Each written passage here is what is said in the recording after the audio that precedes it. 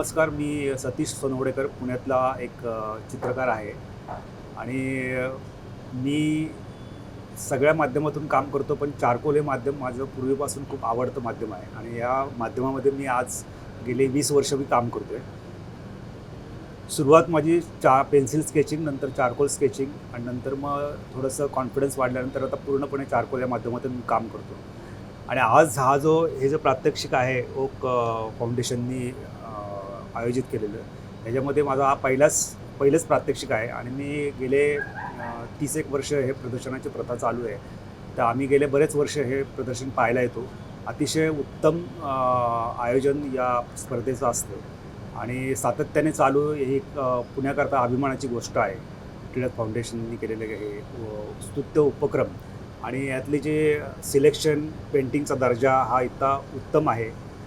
काही पेंटिंग खरंच खूप पाहण्यासारखे आहेत आणि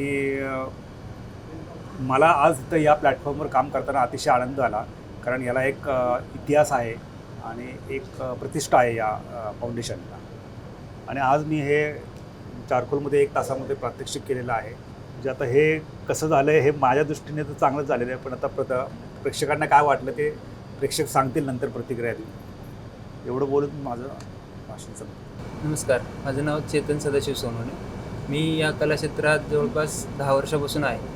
याचा मी शिक्षणात डिप्लोमा कंप्लीट केलेला आहे कला मंदिर महाविद्यालय कोल्हापूरमध्ये आणि त्यातच टिळक महाराष्ट्र विद्यापीठाने मला संधी दिली.